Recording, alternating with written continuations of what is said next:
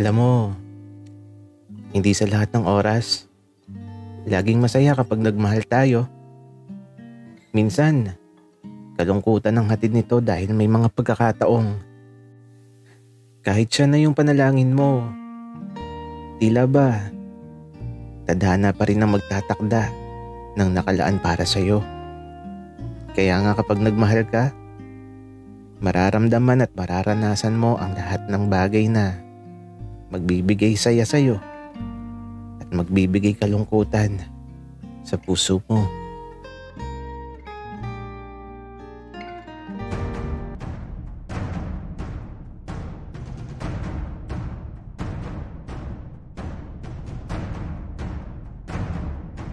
Kaibigan, huwag mong kalimutan mag-subscribe sa aming channel at huwag din kalimutan i-click ang notification bell at subscribe button. Subscribe na!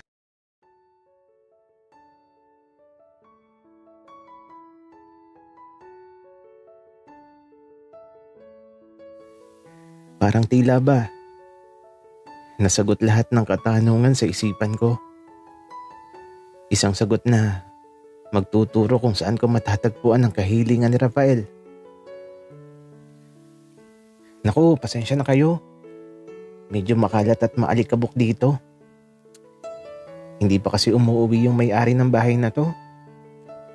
Ako palang katiwala nila dito. Ako si Aling Mercy. Aling Mercy, okay lang po. Pero, sino po siya? Si Rafael yan. Napakabait na bata niyan. Ang kaisa-isang anak ni Sir Emilio. Kaya lang, sa kasamaang palad, nasa ospital siya ngayon. Na-aksidente at di pa nagigising. Habang nagsasalita si Aling Mercy, bakit ganun? Bakit Rafael din ang pangalan niya? At habang pinagmamasdan ko ang mga larawan ni Rafael, may napansin lang talaga ako. Siguro tatay niya yung kasama niya sa mga larawan. Pero teka, bakit parang pamilyar? Bakit parang nakita na kami ng tatay niya? Teka, at ipaghahanda ko kayo ng makakain. Wika ni Aling Mercy. Naku, Aling Mercy, wag na po. Paalis na rin po kasi kami. Ganun ba iyo? Pasensya na talaga kayo. Kasi magulo dito. Yung ibang mga gamit kasi dito, ibinenta na para sa pandagdag pambayad sa ospital. Pati nga ang paboritong salamin ni Rafael, na ibenta na rin. Bigay pa naman sa kanya yun ng namayapa niyang lola. Mahilig kasi sa salamin si Rafael. Gustong gusto niyang lagi nakikita ang mukha niya. Alam niyo kasi ang batang yun, hindi lumalabas ng bahay na hindi maayos ang itsura. Laging nakapulbos at laging parang dinilaan ng kalabaw ang buhok. Nakakamiss tuloy ang batang yun. Sana gumaling na siya. At sana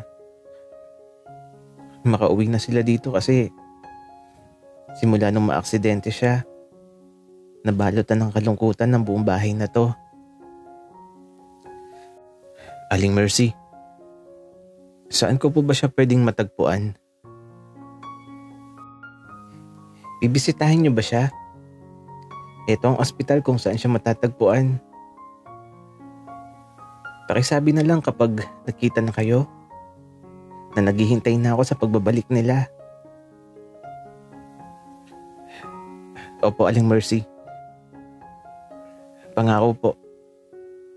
Wika ako naman.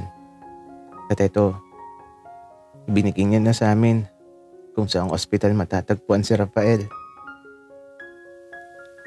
Di na rin kami nagtagal. Umalis na din kami kaagad. At habang nasa biyahe pa uwi, iniisip ko pa din kung bakit Rafael din ang pangalan ni Rafael. Ewan ko ba? Naguguluhan ako. Napakadami naman ng Rafael sa Pilipinas. At saka yung tatay ni Rafael, Parang nakita ko na. Kaya lang di ko maalala kung saan. Basta, parang nakita ko na siya. Kaya sa halos buong biyahe pa uwi, naglalakbay lang ang isipan ko. Takip silim na nga nung makarating ako sa bahay. Hindi ko nakasama si James ngayon. Umuwi na siya sa kanila. Kaya ito, nang makarating ako, nangungulit na kaagad si Rafael sa akin. Noah, kamusta? Alam mo na ba kung nasan ang katawan ko? Rafael, oo, alam ko na. Nasa ospital ang katawan mo. Dito sa ospital na to.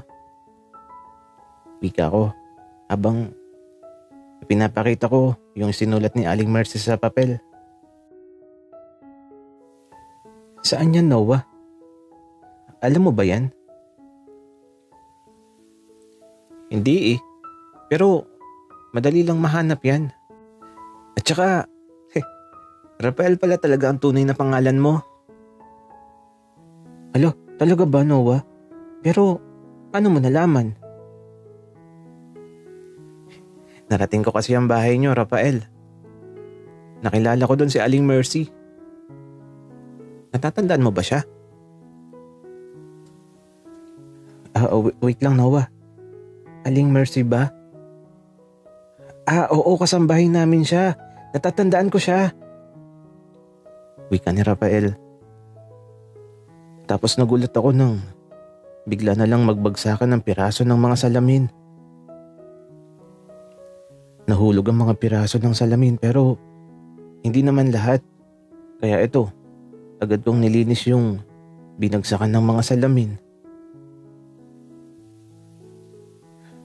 Noah, sa palagay mo, bakit unti-unting nadudurog ang salamin? Rafael, di ko nga alam kung bakit. Pero huwag kang mag-alala. Malapit ka nang makabalik sa katawan mo. Noah, natatakot ako. Kasi paano kung madurog na ng tuluyan ng salamin? Paano kung sa bawat pagbagsak ng piraso nito tila ba oras ang tumatakbo hanggang sa huling sandali ko dito sa mundo? Rafael, ano ka ba? Hindi mangyayari yan. Babalik ka pa sa katawan mo, di ba? At saka, makikita pa tayo. Yayakapin mo pa ako, di ba?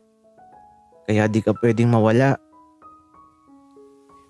Noah, natatakot kasi ako. Nararamdaman ko kasing tila ba malapit na akong mawala. Rafael, huwag kang matakot. Di ka mawawala. Ngayon pa ba tayo sa suko? Halos abot kamay na natin ang sagot. At saka, gusto kong makita ka. Gusto kong mayakap ka. At gusto kong mamasyal. Kasama ka. Noah, yan ba ang kahilingan mo? Oo, Rafael. Yun ang kahilingan ko kaya di ka pwedeng mawala. Kasi kapag nawala ka, malulungkot ako.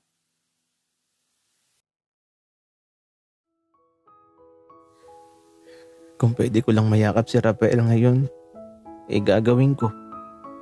Kaya lang, tatago siya sa katawan ko. Kaya ito, nakaupo lang ako ngayon dito sa kama. Habang si Rafael, pinagmamasdan naman niya yung salamin. Pati ako, napapaisip kung bakit ganun ang nangyayari sa salamin. Pero sana, huwag namang mawala si Rafael. Kasi ewan ko ba, pero magkikita pa kami pagbalik niya sa katawan niya. At eto, pumasok na si tatay sa silid ko na agad na upo sa tabi ko. Tapos eto, niyakap ako ng mahigpit. Nak, kain na tayo. Nagsasalita ka na namang mag-isa eh. Baka gutom ka na kaya kinakausap mo na ang sarili mo. Tsaka bukas ng maaga, aalis tayo. Babalik tayo sa ospital. Ipapacheck up lang ulit kita. Tatay, okay naman ako. Huwag kang mag-alala. May okay bang ganyan, anak? Kausap ang sarili. Tara na, kumain na para matulog ka na at maaga tayo bukas. Sige po, tatay. Wika ako naman. Kaya ito, nagapunan na kami. At matapos makakain, diretso na ako sa silid ko. Higa na ako kaagad at di ko na namalayang. Nakatulog na pala ako. Isang bahimbing na tulog sa napakalamig na gabi. At mula sa panaginip ko, nasa isang madilim na silid ako. Isang lugar na walang kahit anong liwanag. Isang lugar na tila ba walang hangganan.